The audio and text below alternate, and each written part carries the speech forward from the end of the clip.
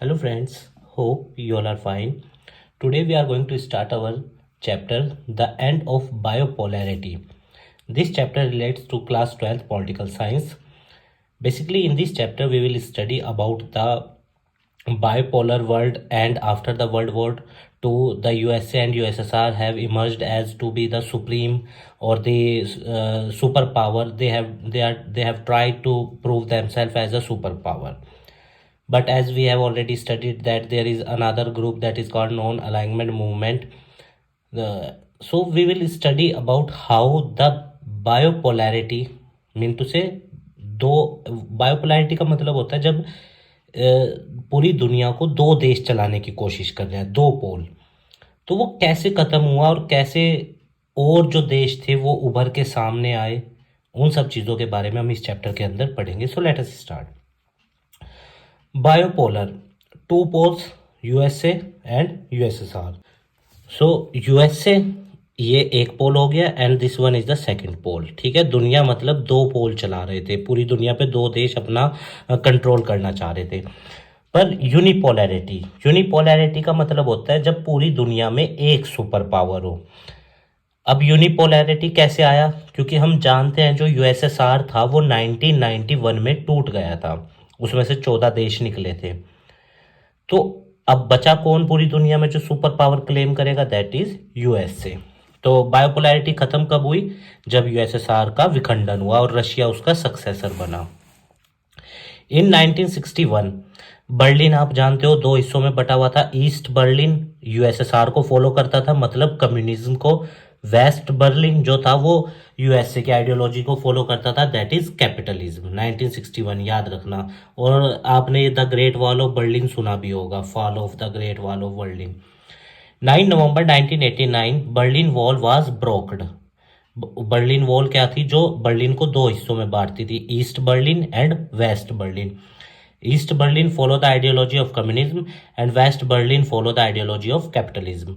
Was broken by its people and communism ended. और जब ये वॉल टूटी तो जो पूरा बर्लिन था वो एक हो गया और कम्युनिज्म खत्म हो गया और वहां पे क्या रह गया? सिर्फ कैपिटलिज्म. तो कैपिटलिज्म जीता. यहाँ से शुरुआत होनी शुरू हुई कि यूएसए दुनिया में आगे बढ़ रहा था और यूएसएसआर का धीरे धीरे दबदबा क्या हो रहा था? खत्म. The first event of beginning, और ये ही पहला इवेंट था जिससे यूनिपोलर वर्ल्ड बनना, मतलब उस तरफ दिशा बढ़ना शुरू हुए. जैसे यूएसए यहाँ जीत गया क्योंकि कैपिटलिज्म जीत गया था. आफ्टर सम डिसइंटीग्रेशन यूएसएसआर, 14+1 हम जानते हैं 14 देश निकले यूएसएसआर में से टूटने के बाद. और ये जो +1 है ना, ये यूएसएसआर का सक्सेसर है जिसे हम रशिया कहते हैं. And there is only one super power remain, that is USA. जब यूएसएसआर डिसइंटीग्रेट हुआ तो दुनिया में सिर्फ एक सुपर पावर रह गई, वो क्या थी? USA. What was Soviet system? अब ये जो सोवियत सिस्टम, ये जो कम्युनिज्म था, ये था क्या? पहले तो यूएसएसआर की फुल फॉर्म आप ध्यान रखना, the union of Soviet socialist Republic. Soviet union form during Russian revolution जब हुआ था 1917 में, उस दौरान ये सोवियत यूनियन बना था. जो लोग कम्युनिज्म को फॉलो करते थे उनका एक ग्रुप था ये. ठीक है, वो देश एक साथ आके उन्होंने कम्युनिज्म आइडियोलॉजी वाले देशों ने अपना ग्रुप बनाया जिसको सोवियत यूनियन कहा जाता था. Soviet Union follows communism, these are the features. अब कम्युनिज्म कॉमन आइडियोलॉजी है क्योंकि सोवियत यूनियन है. Economy was planned and controlled by government. देखो, जो देश कम्युनिस्ट आइडियोलॉजी को फॉलो करता है उस देश के अंदर सारे संसाधन जो होते हैं वो सरकार के कंट्रोल में होते हैं और सरकार ही देश के सारे इंपॉर्टेंट निर्णय जो होते हैं या जो इंपॉर्टेंट पॉलिसीज होती है वो सरकार बनाती है. पब्लिक का उसमें हस्तक्षेप नहीं होता. हमारे यहाँ डेमोक्रेटिक व्यवस्था है. जो लोग सरकार बनाते हैं या जो पॉलिसीज बनाते हैं वो जनता के द्वारा चुने गए लोग होते हैं, पर कम्युनिज्म में ऐसा नहीं होता. कम्युनिस्ट पार्टी की पूरे देश में वो थी, सोवियत यूनियन में पार्टी सब कुछ कर रही थी और कोई दूसरी पार्टी नहीं थी, मतलब सिंगल पार्टी सिस्टम था. अभी जहाँ पे भी सिंगल पार्टी सिस्टम होता है वहाँ पे डेमोक्रेटिक व्यवस्था स्थापित नहीं हो सकती. अब जो यूएसएसआर का अलायंस था उसको क्या बोला जाता था? वार्सोवा पैक्ट. ये मैंने आपको पिछली वीडियो में भी बताया था. और सोशलिस्ट ब्लॉक में, सोशलिस्ट ब्लॉक का मतलब वो सारे देश जो एक आइडियोलॉजी को मानेंगे और उस आइडियोलॉजी का क्या नाम है? Communism ideology. जो भी कम्युनिज्म को फॉलो करता है वो सोशलिस्ट ब्लॉक का क्या बन जाएगा? हिस्सा. Soviet Union economic system is very much developed. देखो, जब सेंट्रल प्लान्ड इकोनॉमी होती है ना, हम मानते हैं निर्णय जल्दी लिए जाते हैं और अच्छे भी लिए जाते हैं कई बार, पर वहां पे एक चांस होता है कि निर्णय गलत हो सके। क्यों? क्योंकि सबकी राय तो ली नहीं गई। तो सोवियत यूनियन एक वक्त पे इनका इकोनॉमिक सिस्टम बहुत बढ़िया था, मतलब आर्थिक जो देश की गतिविधियां थी वो बहुत बढ़िया थी। क्योंकि आप जानते हो रशिया ऑयल प्रोड्यूसर मेजोरिटी रखता है ऑयल में, गैसेस में, उनका वहाँ से भी बहुत बड़ा रिवेन्यू आता है। फिर 176 लाख स्क्वायर किलोमीटर एरिया भी है उसके पास। इकोनॉमिक फीचर्स देखते हैं यूएसएसआर के। It had a good communication network. एक तो इसका बहुत बढ़िया कम्युनिकेशन नेटवर्क था। एनर्जी रिसोर्सेज, जैसे अभी मैंने आपको बताया, ऑयल, आयरन, लोहा भी इसके पास बहुत था, स्टील मशीनरी। ट्रांसपोर्ट सेक्टर इसका बहुत बढ़िया था यूएसएसआर का, जो इसको पूरे देश में रिमोट एरियाज, मतलब बैकवर्ड एरियाज से भी जोड़ता था वो। क्योंकि एक देश का अगर ट्रांसपोर्ट बढ़िया है, ट्रांसपोर्टिंग सिस्टम बढ़िया है, तो वो देश ज़्यादा तेज़ी से डेवलप करता है, क्योंकि गुड्स और डेवलपमेंट बहुत तेज़ी से फिर ट्रैवल करेगा देश में। It had domestic consumer industry, और जितना भी वो प्रोड्यूस करते थे देश के अंदर भी खपत होती थी उसकी, मतलब यूज़ होता था, लोग खरीदते थे। दैट प्रोड्यूस एवरीथिंग, और देश के अंदर वो हर चीज़ बना लेते थे अपनी, एक पिन से लेके कार तक। Ensured minimum standard of living. अच्छा, अब देखो, ये एक बहुत बढ़िया सिस्टम है, ये डेमोक्रेटिक व्यवस्था में जनरली नहीं मिलता। मिनिमम स्टैंडर्ड ऑफ लिविंग का मतलब क्या है कि बेसिक सुविधाएं जो सरकार देगी ही देगी, एक स्टैंडर्ड जो सबका तय है कि इतना तो सबको मिलेगा ही मिलेगा। जनरली डेमोक्रेटिक देश में जहाँ पे डाइवर्सिटीज होती है वहाँ पे मिनिमम स्टैंडर्ड तय नहीं किया जा सकता। क्यों? क्योंकि हर किसी की आइडियोलॉजीज, हर किसी का वे ऑफ लिविंग क्या है, अलग है। पर कम्युनिस्ट देश में जहाँ सरकार सब कुछ ऑपरेट कर रही है, डोमिनेट कर रही है, वहाँ पे मिनिमम स्टैंडर्ड तय किया जा सकता है। अच्छा, यूएसएसआर में बेरोजगारी नहीं थी कुछ भी, मतलब कि सबको काम मिला हुआ था। पर आप डेमोक्रेटिक देश के अंदर देखो, बहुत ज़्यादा बेरोजगारी है, क्योंकि स्ट्रगल है। स्टेट्स ओनरशिप डोमिनेंट, ये तो जाहिर सी बात है, जहाँ कम्युनिज्म होगा वहाँ को किसका कंट्रोल होगा चीज़ों के ऊपर? सरकार का, स्टेट का। स्टेट का मतलब यहाँ राज्य से मत समझिएगा, सरकार से समझिएगा। यूएसएसआर का पॉलिटिकल सिस्टम कैसा था? Let us see. Bureaucratic and authoritarian, rules and regulations for citizens, state, communist party, right. तो क्या था, जितने भी ब्यूरोक्रेट्स होते थे, ऑफिसर्स होते थे, या ऑथोरिटेरियन क्या होता है, जिसमें जो सुप्रीम लीडर ने या जो सुप्रीम अथॉरिटी ने डिसीजन दे दिया वो सबको मानना पड़ेगा। तो कम्युनिस्ट पार्टी सारे नियम कानून बनाती थी, सारी ब्यूरोक्रेसी पे उसका कंट्रोल था। डेमोक्रेसी नहीं थी देश में। जहाँ कम्युनिज्म है वहाँ लोकतंत्र का तो मतलब ही नहीं बनता। फ्रीडम ऑफ स्पीच भी नहीं था, किसी को अभिव्यक्ति की स्वतंत्रता, बोलने की स्वतंत्रता नहीं थी।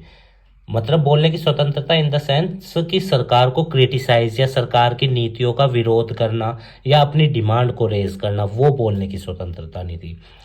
पर अगर मैं अपने इंडियन कॉन्स्टिट्यूशन की आपको बात बताऊं, हमारे संविधान में आर्टिकल 19 में 6 आज़ादी में से एक आज़ादी यही है, freedom of speech and expression. Article 19 का पार्ट 1 याद रखना। Communist Party had a tight control overall institution and was unaccountable to people and society। पूरे देश पे हर चीज पे इनकी सेंसरशिप थी, इनका कंट्रोल था कम्युनिस्ट पार्टी वालों का, और ये किसी के भी प्रति अपना उत्तरदायित्व नहीं रखते थे, जवाबदेही ना समाज के प्रति ना जनता के प्रति, जो इनके मन में आता वो ये करते। The cause of huge corruption and leaders also become corrupted. अब जब किसी के प्रति जवाबदेही नहीं है, कोई रोकने वाला नहीं है, तो फिर करप्शन तो होगा, और लीडर्स भी बहुत ज़्यादा करप्ट थे सोवियत यूनियन में। Institutional reform is required there, ये तो जाहिर सी बात है, जब करप्ट सिस्टम है तो रिफॉर्म तो करने पड़ेंगे। The Communist Party refused to recognize the urge of people in 15 different republics that reformed the Soviet Union to manage their own affairs including cultural affairs। अब जो ये 14 देश इसके साथ जुड़े हुए थे, ये चाहते थे कि हमारे देश के अंदर हमारे यहाँ की लोकल सरकार बने, हमारे द्वारा चुनी हुई सरकार बने, और देश के अंदर, हमारे देश के अंदर जहाँ पे हम लोग रह रहे हैं वहाँ पे हम लोगों को कल्चरल फ्रीडम हो। पर कम्युनिस्ट पार्टी ने इन सब चीजों को मानने से क्या कर दिया? मना कर दिया कि हम इन बातों को नहीं मानते। क्यों? क्योंकि उन्हें पता था कि अगर हमने इनको पावर दे दिया है तो फिर क्या होगा, ये लोग कल को विरोध भी करेंगे हमारी पॉलिसी का। तो इसलिए कम्युनिस्ट पार्टी ने उनको अलाउड नहीं किया और अपनी डोमिनेंसी उनके ऊपर रखी। ये 15 स्टेट वाला कंसेप्ट तो आपको पता ही है। एक जो था वो रशिया था। अब arm race plus military plus nuclear किस किस के बीच में होगी? जाहिर सी बात है यूएसए एंड यूएसएसआर के बीच में। तो यूएसए कोशिश आगे बहुत तेजी से डेवलपमेंट कर रहा था एटम बॉम्ब्स का, न्यूक्लियर एनर्जी का, मिलिट्री का। अब दूसरे वाला जो यूएसएसआर है वो भी जाहिर सी बात है ये सब चीजें करेगा, क्योंकि उसको भी तो अपनी सुप्रीमेसी दिखानी है। USSR is lagged behind from USA in technology. अब टेक्नोलॉजी में यूएसए आगे निकल रहा था तो यूएसएसआर पीछे रह गया था, तो वो भी आगे बढ़ने की कोशिश करेगा। इंफ्रास्ट्रक्चर में यूएसए आगे था यूएसएसआर से, और जनता की डिमांड्स पूरी करने में भी यूएसए आगे था यूएसएसआर से। तभी तो आज यूएसए दुनिया में सुपर पावर है। आफ्टर सोवियत यूनियन इन्वेजन इन अफगानिस्तान, हम जानते हैं अफगानिस्तान के अंदर सोवियत यूनियन ने अपना दखल दिया इन 1979। अब सोवियत यूनियन पहुंच रहा है तो कौन पहुंचेगा पीछे पीछे? यूएसए भी पहुंचेगा। USSR become too weak, quantity of consumer declined. एक तो उनके देश में लोगों की मांग घट गई थी चीजों की, और इंपोर्ट क्या हो रहा था, ज्यादा हो रहा था फूड आइटम्स का, जिसकी वजह से देश से विदेशी मुद्रा भंडार भी, फॉरेन रिजर्व भी बहुत ज्यादा बड़ी मात्रा में बाहर जा रहा था। देखो एक देश के अंदर जितना ज्यादा इंपोर्ट होगा, एक बात ध्यान रखना, उस देश के अंदर उतना ज्यादा क्या होगा, डिमांड कम होगा डोमेस्टिक प्रोडक्ट्स का, और करेंसी की वैल्यू भी डाउन होगी और डिफ्लेशन भी आ सकता है। Soviet Union economic system started to be flatter and in 1970s it was a stagnant economy. अब अर्थव्यवस्था चरमरा गई यूएसए इसकी, सोवियत यूनियन की। तो क्या हुआ? Stagnant economy. स्टैग्नेंट इकोनॉमी वो इकोनॉमी होती है जिसके अंदर ना तो कोई तरक्की हो रही है ना कोई ग्रोथ हो रही है, बस वो स्थिर है। अब जाहिर सी बात है जब दूसरे देशों पे डिपेंडेंसी इंपोर्ट बढ़ रहा है तो स्थिर तो रहेगा ही देश। गौर बचाओ एंड डिसइंटीग्रेशन। अब ये गौर बचाओ इनके बारे में आप जरूर ध्यान रखना। ये रिफॉर्म लाए वहां पे, कहां पे? सोवियत यूनियन में। पर चलने नहीं दी इनकी बात किसी ने, वो भी हम पढ़ेंगे। Gorbachev was president of communist party of Soviet Union. अब ये एमसीक्यू का क्वेश्चन है, ध्यान रखना, ईयर भी ध्यान रखना। ही सॉट टू रिफॉर्म, पर इन्होंने रिफॉर्म लाने की कोशिश करी किसमें? कम्युनिस्ट पार्टी में। अब एक बात ध्यान रखना, जो लोग कम्युनिस्ट आइडियोलॉजी को फॉलो करते हैं जनरली वो जो चेंज है या रिफॉर्म्स है उनको रेजिस्ट करते हैं, क्योंकि उनको पता है कहीं ना कहीं रिफॉर्म्स की वजह से जो पावर का कंट्रोल है उनके हाथ से छूटेगा, तो इसलिए वो रेजिस्ट करते हैं। ही thought that reform were necessary. इनको लगा कि भाई रिफॉर्म तो लाने बहुत जरूरी है, क्योंकि करप्शन और अगर यूएसए को मैचअप करना है तो रिफॉर्म तो लाने पड़ेंगे। To keep the USSR known about the technological revolution of west USA and western countries, ताकि यूएसए और वेस्टर्न कंट्रीज को यह दिखा सके कि यूएसएसआर भी पीछे नहीं है किसी भी मामले में। He wanted to normalise the situation within the western countries. पर ये देखो ये बढ़िया बात गोरबेचोव की, वो चाहते थे कि भाई दुनिया में शांति बनी रहे और वेस्टर्न कंट्रीज और ये जो कम्युनिस्ट आइडियोलॉजी वाले देश हैं सब मिलजुल के रहे, ये अच्छी चीज है। And wanted to make Russia democratic nation. अब यहाँ पे प्रॉब्लम आएगी, क्योंकि अब रेजिस्ट करा जाएगा इनको, क्योंकि ये चाह रहे हैं कि डेमोक्रेसी आए देश के अंदर। अब कम्युनिस्ट आइडियोलॉजी वाले देश के अंदर इतने लंबे समय से जहां कम्युनिज्म चल रहा है वहां डेमोक्रेसी कैसे स्थापित हो जाएगी? हालांकि होना मुश्किल नहीं था, पर जनरली इसको रेजिस्ट किया जाता। Gorbachev reform have some other effects. अब इसके प्रभाव क्या क्या पड़े, let us see. East European countries starting protesting against their own government and Soviet Union that they don't want commune. अब गोरबेचोव चाहते थे कि रिफॉर्म आए, तो जो यूएसएसआर के साथ जुड़े हुए देश थे वहां के लोगों ने प्रोटेस्ट करना शुरू कर दिया कि भाई हमारे देश के अंदर रिफॉर्म लाओ, हमारे देश के अंदर डेमोक्रेटिक व्यवस्था स्थापित करो, हम कम्युनिज्म नहीं चाहते। क्राइसिस आ गए, सोवियत इकोनॉमी डिसइंटीग्रेट होना शुरू हुई, क्योंकि विरोध होना शुरू हो गया देश के अंदर, जो 14 देश थे उनमें, कि हमें इनके साथ नहीं रहना, हमें कम्युनिज्म को फॉलो नहीं करना। Democratic system has been opposed. मैंने अभी बताया ना कि जिस देश में डेमोक्रेसी होगी फिर वहां करप्ट लीडर, करप्शन तो हो नहीं सकता। तो जो करप्ट लीडर थे या जो करप्ट अपोजिशन थी कहाँ की, यूएसएसआर की, वो गोरबचाव के रिफॉर्म का क्या करती है, विरोध करती है कि नहीं भाई नहीं, यहाँ नहीं डेमोक्रेसी स्थापित हो सकती, यहाँ तो कम्युनिज्म ही रहेगा, तू कैसी बात कर रहा है। क्योंकि उन्हें पता था कि अगर डेमोक्रेसी आ गई तो हमारे हाथ से सारी पावर चली जाएगी। तो अब होता क्या है, a military coup took place in 1991 to encouraged by communist party के द्वारा। एक मिलिट्री कूप मतलब सेना को आगे भेजा गया रोकने के लिए इन सब चीजों को। People have tested the freedom. अब घोर बचाव के राज में लोगों ने फ्रीडम को तो चख लिया था कि आजादी क्या है, फ्रीडम ऑफ स्पीच क्या है, वो सब चीजें। Did not wanted old style rule. अब वो कम्युनिज्म नहीं चाहते थे दोबारा से। तो ये घोर बचाव के रिफॉर्म याद रखना आप। बोरिस येल्स्टिन, ठीक है, ये हीरो थे नेशनल नॉन रशियन रिपब्लिक में। Central Asian countries did not ask for freedom and wanted to remain with USSR. पर कुछ देश ऐसे थे 14 में से जो अलग नहीं होना चाहते थे, कम्युनिज्म ही चाहते थे। But in 1991 there major republic Belarus, Ukraine, Russia in leadership of Boris Yeltsin has declared Soviet Union has been disbanded and one party dominance has been ended। इन्होंने डिक्लेयर कर दिया तीनों ने। तो किसने, बेलारूस, यूक्रेन एंड रशिया। अब यहाँ पे आप कैसे याद रखोगे इसको, रब शब्द याद रखना आप, ठीक है, RUB, रशिया, यूक्रेन, बेलारूस, रब, ठीक है, इससे आपको ध्यान रहेगा। और ये बोरिस येल्स्टिन का भी नाम याद रखना है, एमसीक्यू के क्वेश्चन बनेंगे बोर्ड एग्जाम में 2024 के। Has declared Soviet Union has been disbanded. इन्होंने डिक्लेयर कर दिया कि भाई अब हम सोवियत यूनियन का हिस्सा नहीं है और वन पार्टी डोमिनेंस खत्म हुई और अब हम कैपिटलिज्म की तरफ बढ़ रहे हैं।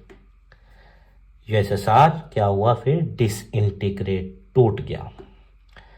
Commonwealth of independent state. और ये कहा कि भाई जो देश यूएसएसआर से अलग हुए हैं, अब उनके देश की जो संपत्ति है, जो भी उनके देश के रिसोर्सेज है, उन पे उस देश का कंट्रोल है, यूएस सोवियत यूनियन का कंट्रोल उन पे नहीं है।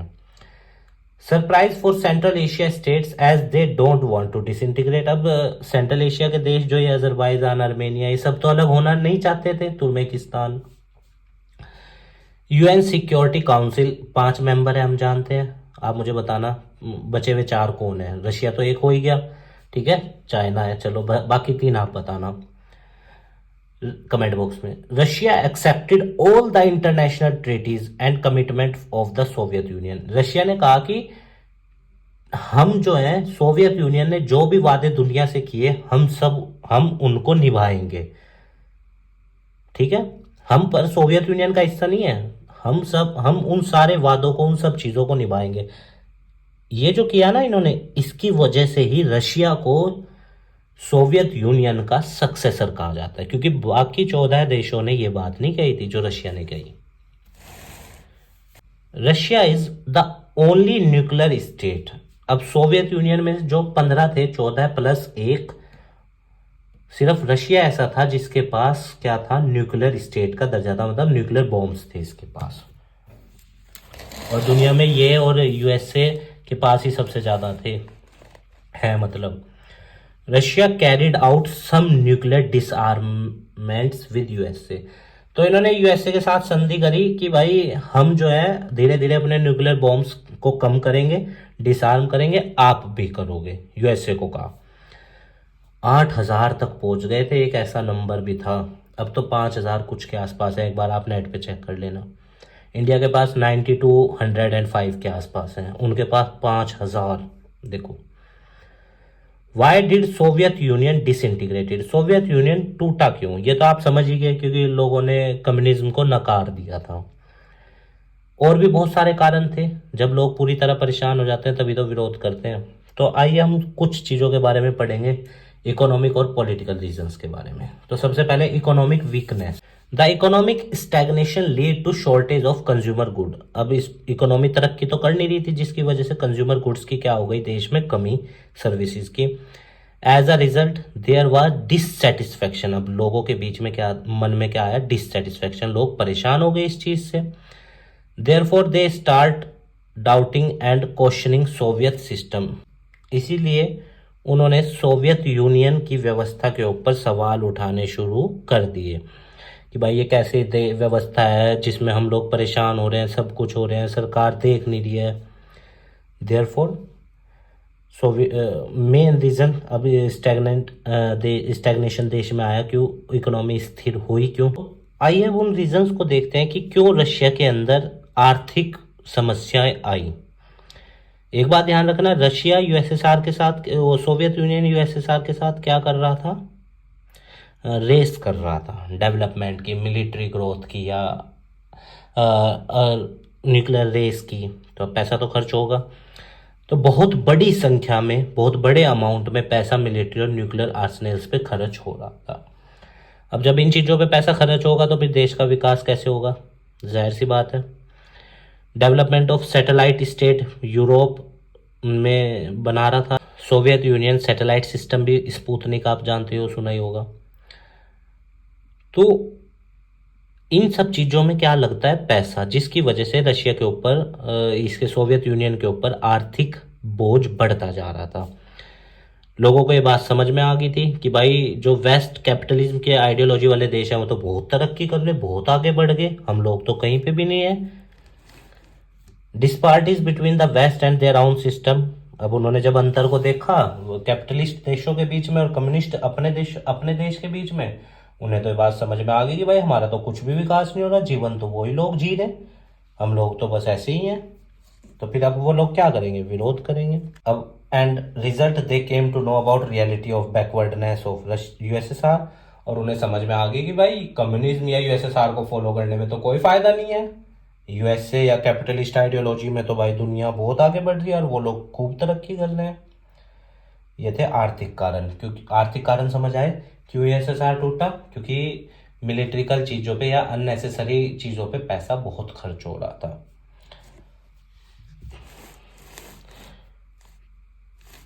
पॉलिटिकल चीजें देखते हैं अब हम। Communist party that had ruled from more than 70 years was very rigged and unaccountable.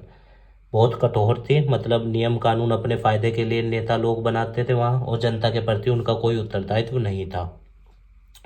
Soviet union के अंदर the ordinary people were alienated from slow and stiff working system, और लोग परेशान आ गए थे इन व्यवस्थाओं से।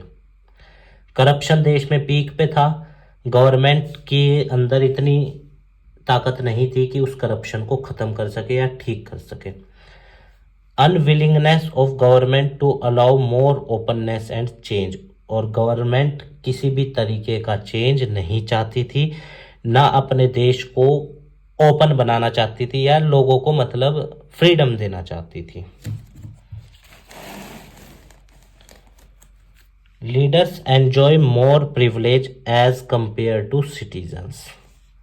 तो लीडर्स, लोगों के मजे आ रहे थे देश में, जनता परेशान थी। People did not identify with their ruler and government, this lead to the protest. अब जनता नेताओं को अपना नहीं मान रही थी, क्यों मानने, क्योंकि वो तो करप्ट थे नेता लोग, और गवर्नमेंट कोई भी ऐसा काम नहीं कर रही थी जिससे जनता की भलाई हो, इसलिए जनता ने प्रोटेस्ट करना वहां शुरू कर दिया। Citizen wants in relation with Gorbachev reform. Citizens क्या चाहते थे कि जो गोरबचाव लाना चाह रहे थे देश में वो ही होना चाहिए। There were sections of society that believed that Gorbachev should have move much faster and were disappointed and impatient with his method. अब लोग इसलिए परेशान थे कि भाई गोरबचाव जो था वो एकदम रिफॉर्म लाना चाह रहा था। अब बात तो ठीक है कि एकदम व्यवस्था नहीं बदली जा सकती, इसलिए लोग डिसअपॉइंटेड थे कि भाई धीरे धीरे चीज़ें बदल लेते, कम से कम कुछ तो होता। कम्युनिस्ट पार्टी ने भी गोरबचाव का साथ नहीं दिया, उनका अपोजिट व्यू था गोरबचाव के रिफॉर्म्स को लेकर। Feel that their power and, क्योंकि उन्हें लग रहा था कि अगर भाई गोरबचाव के रिफॉर्म आ गए, हमारी पावर्स या हमारे सत्ता तो खत्म हो जाएगा। देयरफॉर जनता का सपोर्ट गौर बचाव के साथ नहीं रहा, ना जनता का, ना रूलिंग पार्टी का, ना किसी का भी। एक और कारण है कि गौर बचाव के रिफॉर्म क्यों नहीं लागू हो पाए, या यूएसएसआर क्यों डिसइंटीग्रेट हुआ। The rise of nationalism, nationalism होता है राष्ट्रवाद, देश के प्रति प्रेम, देश के प्रति मतलब कि संपूर्ण रूप से अपने आप को देश के प्रति संपूर्ण रूप से सौंप देना।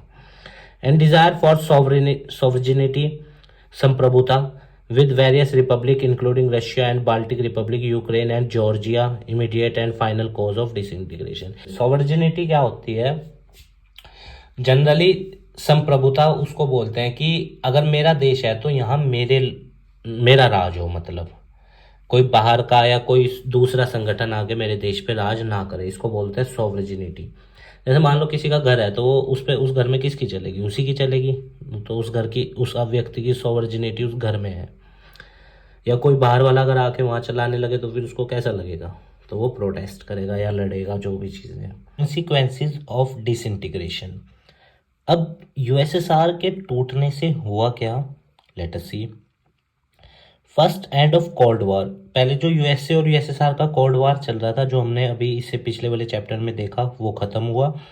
आइडियोलॉजिकल डिस्प्यूट जो कम्युनिज्म और कैपिटलिज्म का था, वो भी खत्म हुआ। End of confrontation leads to end of arm race and a possible new piece.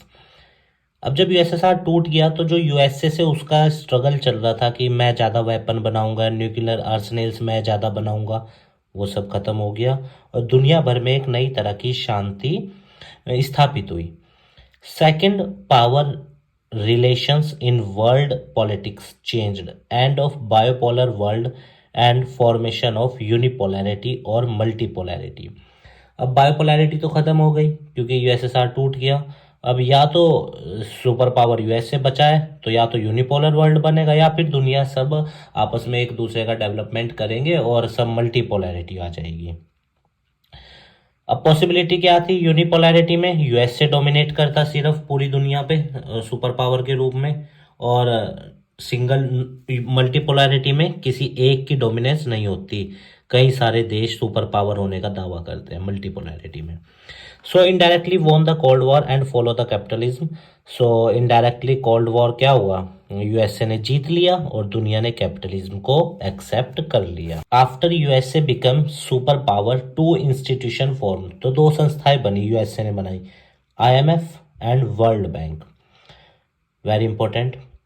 IMF international monetary fund, mainly developing देशों को फंड्स प्रोवाइड कराते हैं। World bank UNDP. अच्छा, ये यूएनडीपी याद रखना, united nation development program competition में पूछता है, आपके एमसीक्यू में भी ना पूछ ले कि ह्यूमन डेवलपमेंट इंडेक्स कौन रिलीज करता है हर साल, तो याद रखना यूएनडीपी। ठीक है। USA funds these institution, USA का सबसे बड़ा शेयर है इन दोनों फंड्स में। वर्ल्ड बैंक में शायद 17 to 21% के आसपास है, सब मेजर शेयर कंट्रीब्यूटर, ये ध्यान रखना। थर्ड कॉन्सिक्वेंसेस क्या हुआ इसका? न्यू कंट्रीज इमर्ज हुई क्योंकि 14 देश निकले ना। The end of cold war lead to the emergence of many independent countries in central Asia and eastern Europe. Eastern Europe में भी नए देश बने और सेंट्रल एशिया में भी। These countries had their own choice. अब इन देशों की जो आज़ाद हुए हैं या जो बने हैं, इनका अपना अधिकार है, अपना क्षेत्राधिकार है और अपनी सॉवरेनिटी है एंड एस्पिरेशंस, और अपनी आशाएं हैं, और ये उन आशाओं को खुद मतलब क्या करेंगे? पूरा करेंगे। ईस्टर्न यूरोप में अब इसमें आप बग शब्द याद रखना। बाल्टिक रिपब्लिक, यूक्रेन और जॉर्जिया, ये कैपिटलिज्म को मानते थे, मतलब यूएसए की आइडियोलॉजी को, जो किससे निकले थे? सोवियत यूनियन से। Central Asian countries wanted to take advantage of their geographical condition remain with Russia. अब जो सेंट्रल एशिया देश थे वो रशिया के साथ ही रहे, मतलब उसके साथ बॉर्डर शेयर करते थे, उसके आइडियोलॉजी कम्युनिज्म को ही मानते थे। Many countries emerged on international system, दुनिया भर के स्तर पे या बहुत सारे देश उभर के सामने आए, अपने हितों को लेकर सामने आए, इकोनॉमिक, आर्थिक, पॉलिटिकल एस्पिरेशंस को लेकर वो सामने आए। ये शॉक थेरेपी इन पोस्ट कम्युनिस्ट सिस्टम में, अब हम देखते हैं। अब शॉक थेरेपी क्या हुआ? अब देखो, सोवियत यूनियन टूट गया, अब टूट गया तो क्या होगा? व्यवस्था बदलेगी। अब जो देश निकले हैं अभी वहाँ कम्युनिज्म चल रहा था, अचानक से अब क्या चलेगा, कैपिटलिज्म या डेमोक्रेसी या जो भी आइडियोलॉजी वो फॉलो करेंगे। तो जब चीजें तुरंत बदलें, एकदम बदलें, उसको बोलते हैं, उस टाइम लोगों को क्या होगा, वो सब चीजें नहीं होंगी उनके लिए, shock therapy. The collapse of communism was followed in most of these countries socialist system by a painful process, बहुत लंबा स्ट्रगल रहा, of transition from an authoritarian था, अब तक कम्युनिज्म में तो अथॉरिटेरियन ही था क्योंकि सारी पावर सेंट्रल गवर्नमेंट होल्ड करती थी, अब डेमोक्रेटिक या कैपिटलिज्म आता।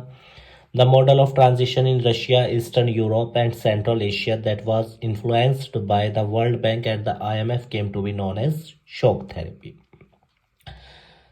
अब ट्रांजिशन जो रशिया का, ईस्टर्न यूरोप का या सेंट्रल एशिया का होना था, अब उसके लिए फंड्स भी चाहिए थे या एकदम तुरंत सारा परिवर्तन होना था, तो इसीलिए उसको क्या कंसिडर किया गया, शॉक थेरेपी, कि अचानक से सब कुछ बदल जाना। Shock therapy variety in intensity, देखो हर देश में अलग हो सकती है इसकी इंटेंसिटी, किसी देश में ज़्यादा तेज़ी से परिवर्तन आता है, ज़्यादा बड़े स्केल पे चीज़ें बदलती हैं, किसी देश में स्लो परिवर्तन आता है स्मॉल स्केल पे।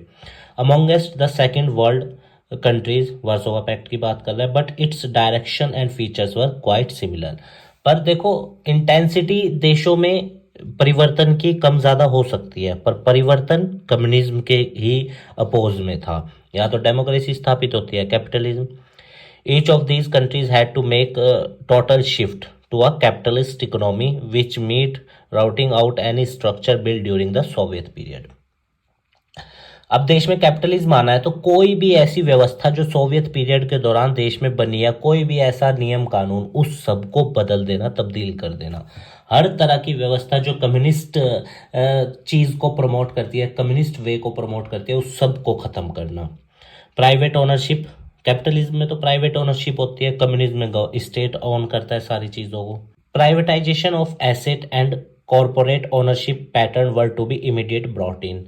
तो जब कैपिटलिज्म आएगा, डेमोक्रेटिक व्यवस्था आएगी, तो प्राइवेट एसेट मतलब इंडिविजुअल ओनरशिप का तो कंसेप्ट आएगा ही। Collective forms were to be replaced, जो कलेक्टिव व्यवस्था थी कम्युनिज्म में तो कलेक्टिव सिस्टम ही चलता है, वो सब खत्म होना था, इंडिविजुअलिज्म आना था।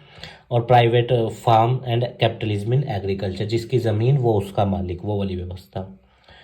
Shock therapy also changed external orientation of these economies, अब बाहरी रूप भी या बाहरी नज़रिया भी इन देशों का क्या होने वाला था, बदलने वाला था।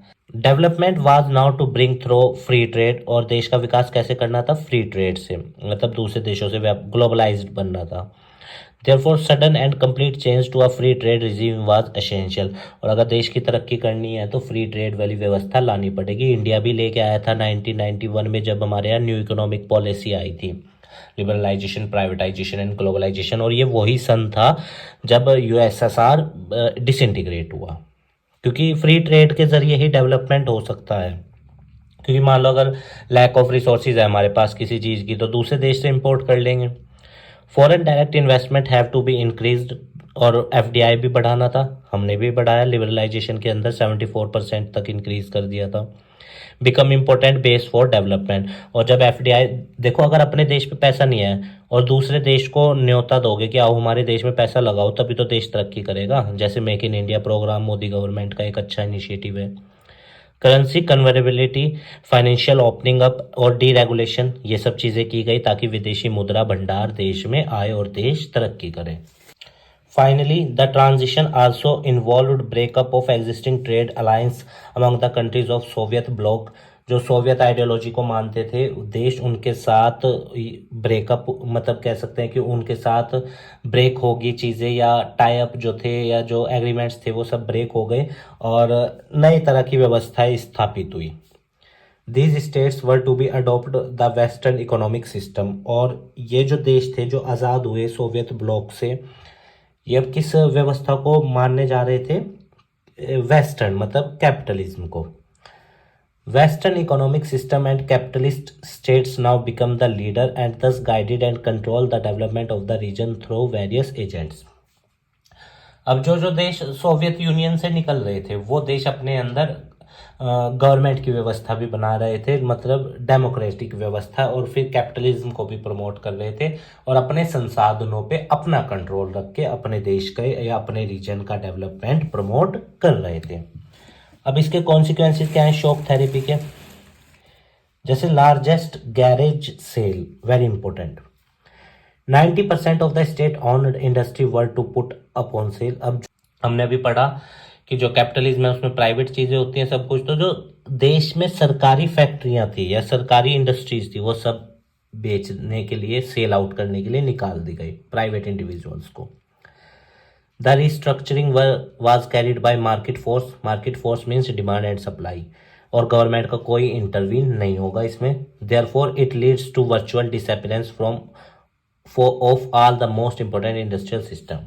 तो जो भी देश के अंदर सरकारी व्यवस्था थी या सरकारी इंडस्ट्रियल सिस्टम था इंपॉर्टेंट, उस सबको खत्म करना, उस सबको सेल आउट कर देना और सब कुछ प्राइवेट सेक्टर को सौंप देना।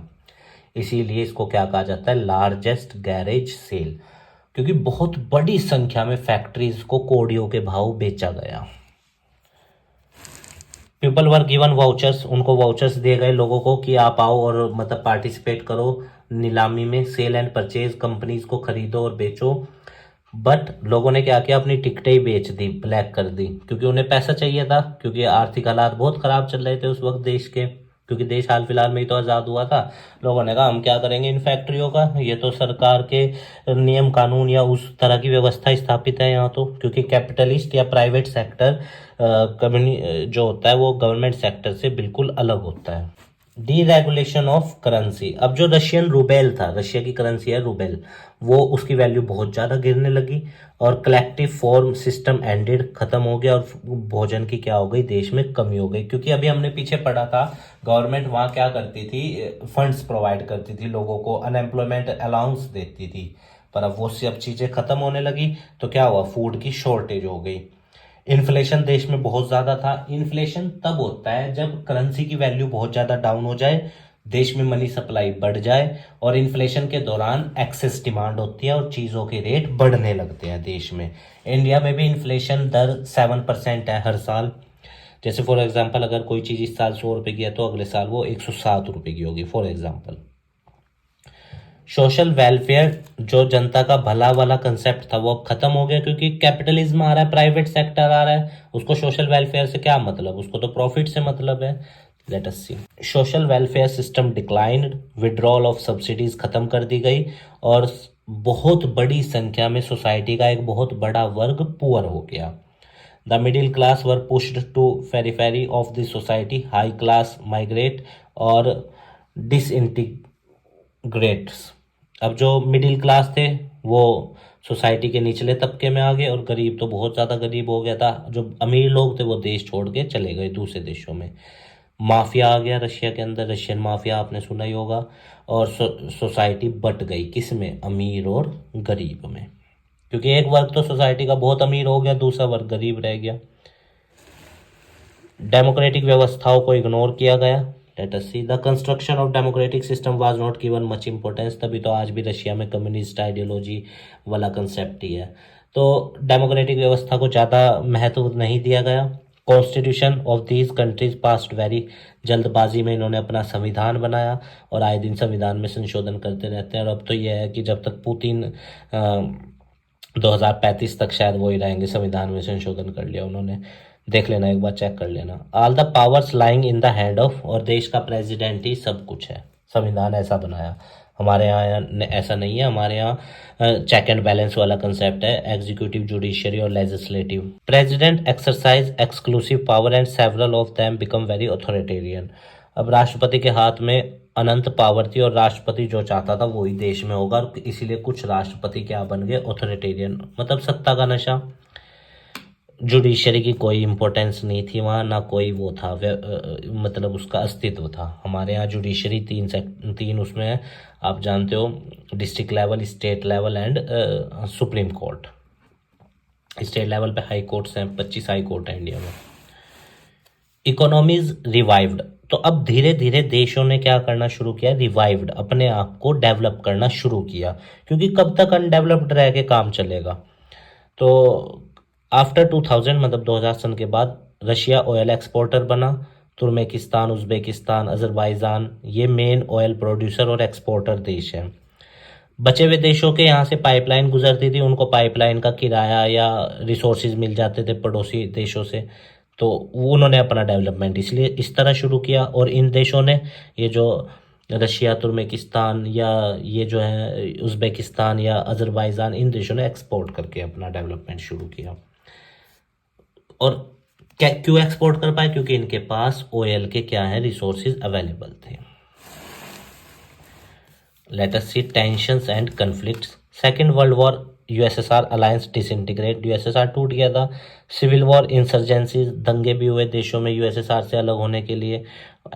और पॉपुलेशन ऑफ अ कंट्री के बीच, मतलब लोगों के बीच में दंगे हुए, अलग हुए, क्योंकि हर व्यक्ति अलग आइडियोलॉजी को मानता है ना। जो कम्युनिज्म को मानते हैं वो कम्युनिस्ट मतलब सोवियत यूनियन का हिस्सा बना रहना चाहते हैं, और जो कैपिटलिज्म को मानते थे वो उससे अलग होना चाहते थे। सेशनिस्ट मूवमेंट, तो अब दो रिपब्लिक थे जो अलग होना चाहते थे, चेचन्या रीजन और डेगेस्टन, ये दो देश थे या दो रीजन कह लो रशिया के अंदर, जो अलग होना चाहते थे रशिया से। पर मॉस्को क्या करता है, इनकी दोनों की बात नहीं सुनता और इनके ऊपर बमबारी कर देता है। किसके ऊपर? चेचन्या रीजन और डेगेस्टन। वायलेंट सेशनिस्ट मूवमेंट, लोग विरोध में आ जाते हैं। These two states want to separate from, ये दोनों रीजन रशिया से अलग हो। अब ये एमसीक्यू याद रखना आप, ठीक है ना, डीसी करके याद रख लेना, डी से डेगेस्टन, सी से चेचन्या, ठीक है। तो ये रशिया से अलग होना चाहते थे, पर रशिया ने, अब देखो रशिया सोवियत यूनियन से अलग हो गया, पर डेमोक्रेटिक व्यवस्था होती तो इन दोनों को अधिकार मिलते, पर नहीं मिले, क्योंकि डेमोक्रेटिक व्यवस्था नहीं थी, कम्युनिज्म वाला ही व्यवस्था चल रहा था, कहने को बस अलग हो गए थे। मॉस्को रशिया की राजधानी है, वहां से इनके ऊपर बमबारी की गई, इन दोनों रीजन्स के ऊपर। अंडर दिस मॉस्को एक्शन, अब ये जो मॉस्को से एक्शन हुआ, ह्यूमन राइट्स आर वायलेटेड, मानव अधिकार खत्म हुए या उनका एक्सप्लॉयटेशन हुआ। ह्यूमन राइट डे मनाया जाता है 10 दिसंबर को, ये भी याद रखना। And the aspirations of independence was not fulfilled, और लोगों की जो उम्मीदें थी, आशाएं थी, वो भी पूरी नहीं हुई।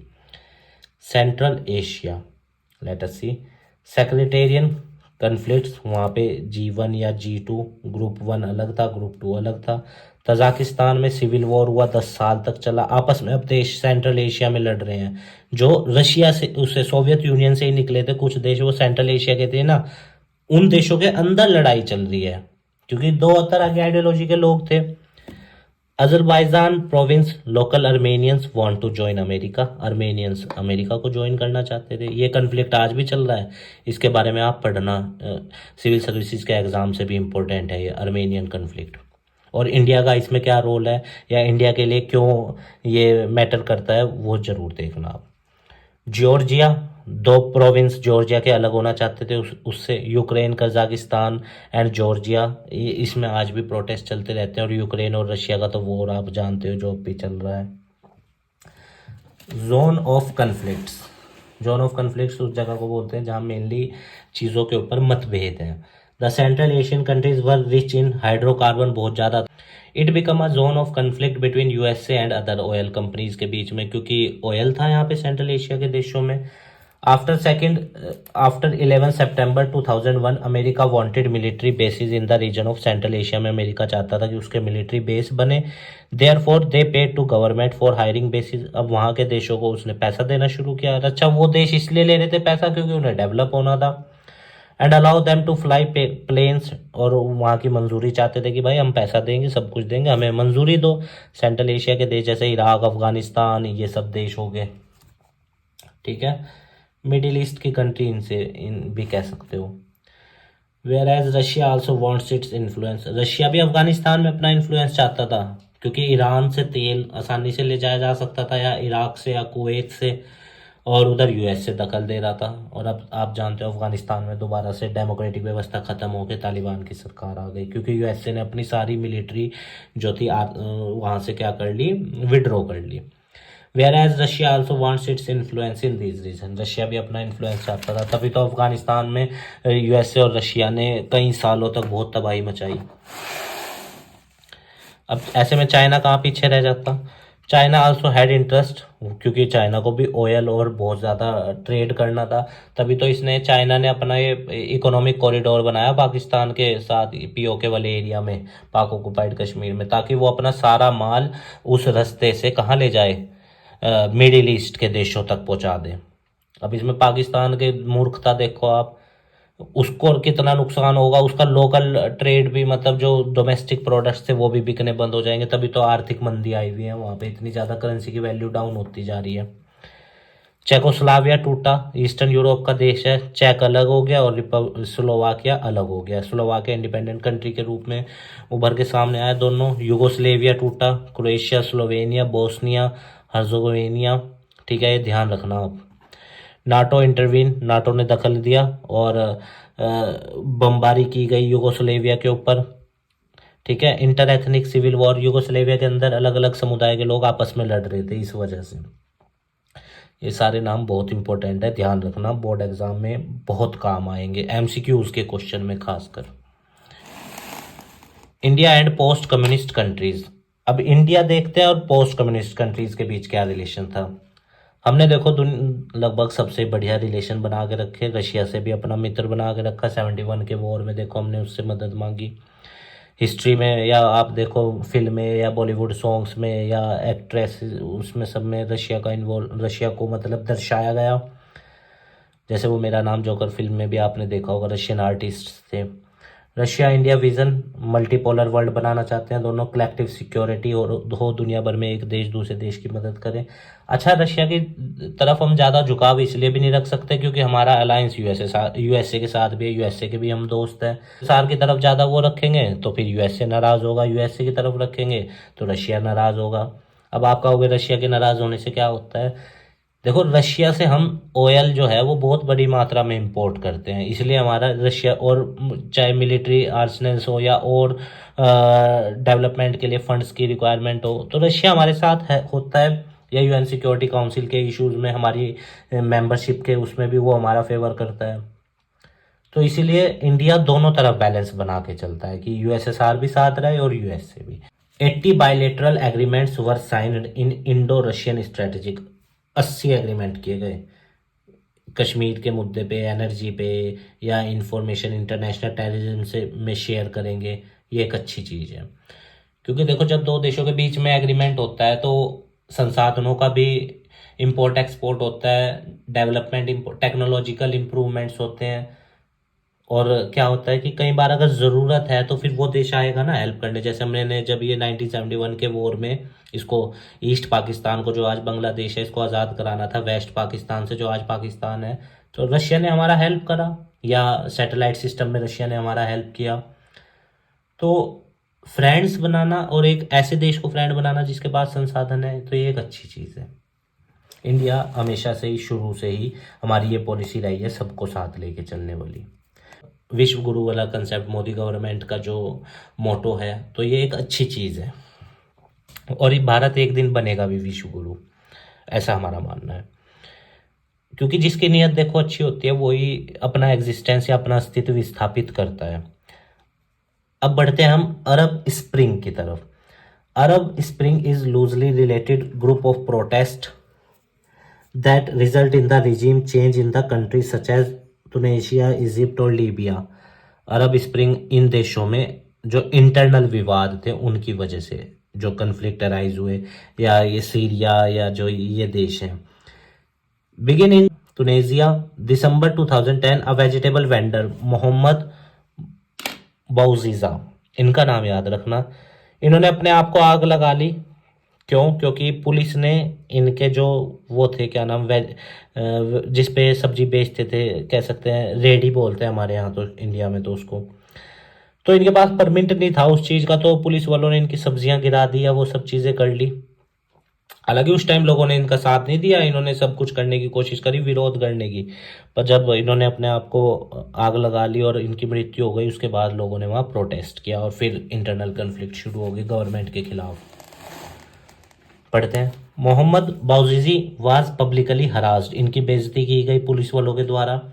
When he went to court, जब ये कोर्ट गए केस फाइल करने, किसी ने इनकी बात नहीं सुनी। हिज अपील, इनकी अपील को भी रिजेक्ट कर दिया गया क्योंकि तुनेजिया में सारा करप्ट सिस्टम था उस टाइम।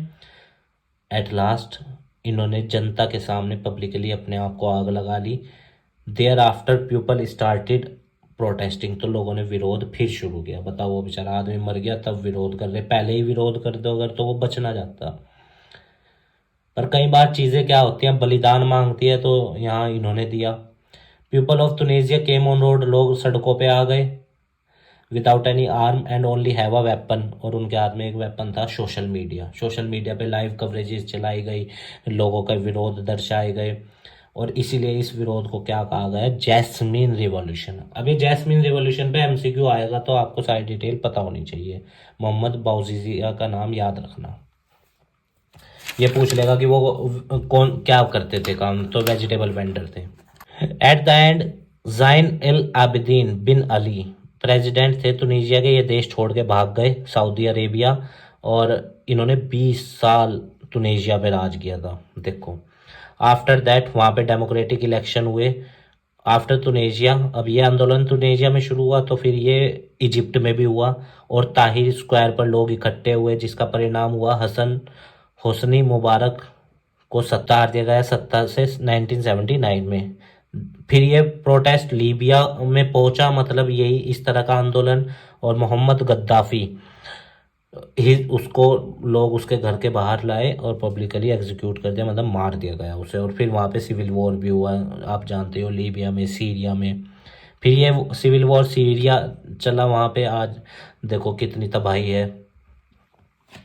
तो कहने का मतलब कुल मिला के ये है कि परिवर्तन आता है, पर कई बार परिवर्तन बलिदान से आता है। मिडिल ईस्ट क्राइसिस अफगानिस्तान के, ये तो आपके सामने है। रशिया का इन्वेजन, यूएसए का उसमें दखल देना, फिर यूएसए कई साल तक वहाँ रहता है, रिसोर्स खर्च करता है, फिर वापस विड्रॉ होकर तालिबान आ जाता है।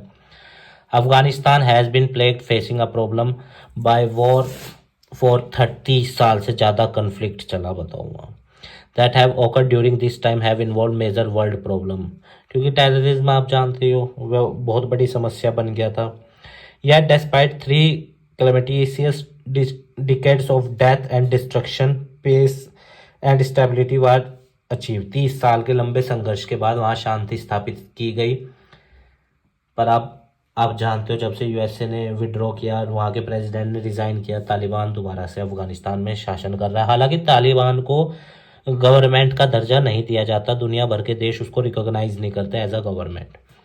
After the Soviet invasion in 1979, जब सोवियत अब तो रशिया है, उस टाइम सोवियत ने जब अपना दखल दिया 1979 में, 1.5 million Afghan were killed, 15 lakh अफगानियों की हत्या की गई, and many other were injured, और लोगों को चोट लगी। 15 लाख लोगों की मृत्यु हो गई, दिव्यांग हो गए, या पाकिस्तान या आसपास के देशों में, ईरान या दूसरे देशों में चले गए छोड़ के देश।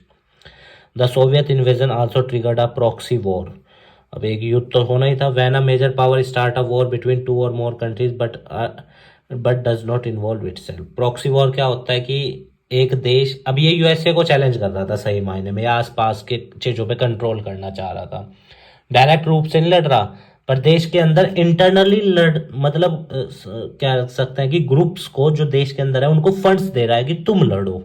This is proxy war. और ये प्रॉक्सी वार किसके बीच में था, यूएसए और सोवियत यूनियन के बीच में था अफगानिस्तान में। इसमें जीता था USA.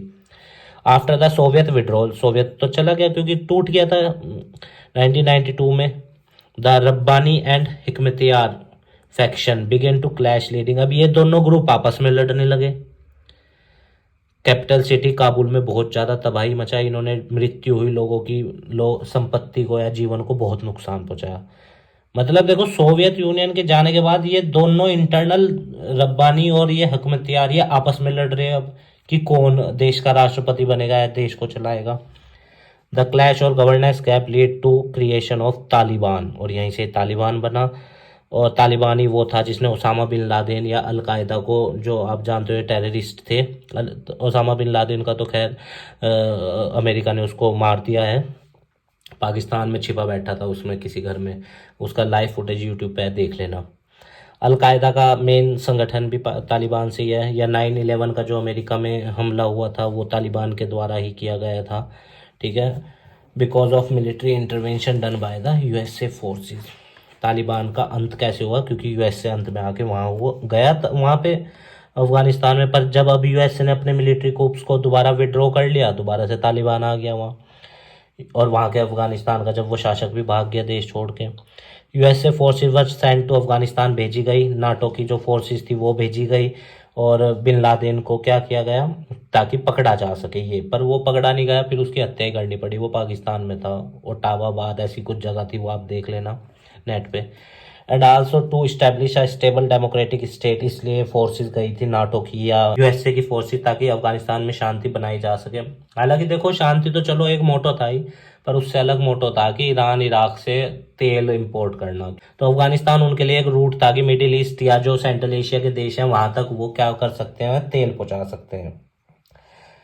And prevention from the return of Taliban to power and Bin Laden to Afghanistan, और ये चाहते थे कि क्या हो, तालिबान दोबारा से पावर में ना आए और बिन लादेन अफगानिस्तान ना आए, उसको मतलब पकड़ लिया जाए।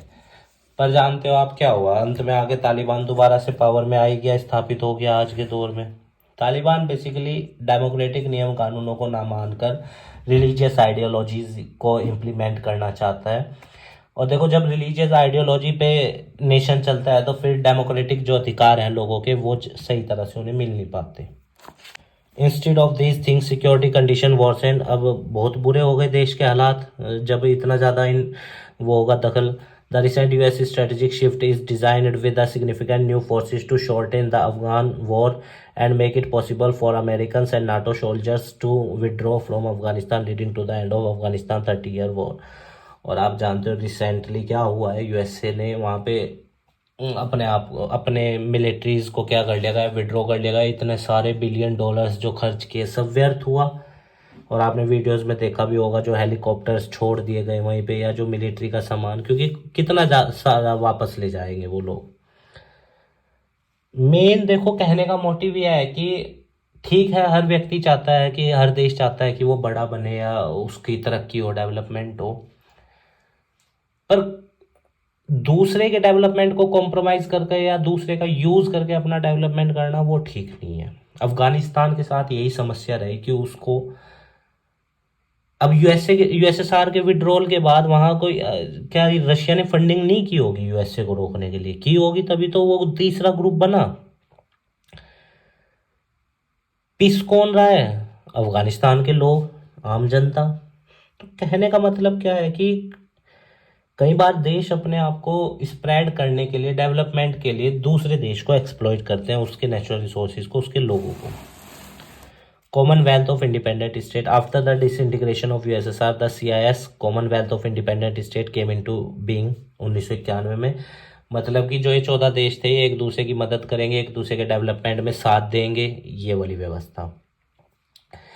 In the adopted declaration, the participant of the Commonwealth declared their interaction on the basis of sovereignty equality। एक दूसरे की संप्रभुता की भी रक्षा करेंगे और एक दूसरे की संप्रभुता की इज्जत भी करेंगे, ये भी तय हुआ। एट प्रेजेंट ये देशों के नाम याद रखना, Azerbaijan, Armenia, Belarus, Georgia, Kazakhstan, Moldova, Russia, Tajikistan, Turkmenistan, Uzbekistan and Ukraine. Ukraine का तो इशू आप जानते हो अब चल रहा है। देखो अब एक सोचने वाली बात है, 176 लाख किलोमीटर एरिया है, स्क्वायर किलोमीटर एरिया रशिया के पास, क्या करेगा उस छोटे से यूक्रेन का, बताओ। सोचने की बात है, दुनिया में सबसे ज्यादा एरिया, अपने एरिया संभल नहीं रहा, 20-30 करोड़ लोग हैं। तो देश जानबूझ के भी कई बार दूसरे देश को प्रेस करना चाहते हैं, अपने आप को, अपनी हेजीमनी। अगले चैप्टर में पढ़ेंगे हेजीमनी ऑफ यूएसए में, तब आपको वो चीजें क्लियर होंगी।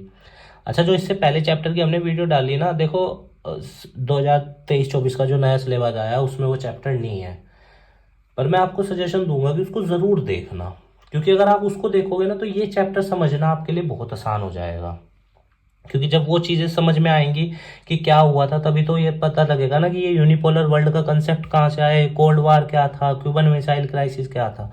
मे बी पेपर में ना आए, सीबीएसई ना दे, पर कहीं ना कहीं कंपटीशंस में तो आएगा ना। इस वजह से।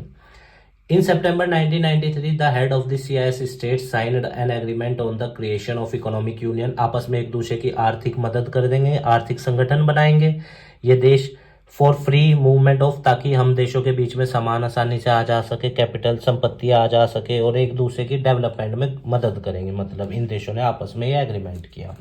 The CIS is executed through it's coordinating institution, जैसे ये कुछ संस्थाएं भी थी जो इसको CIS को चलाती थी।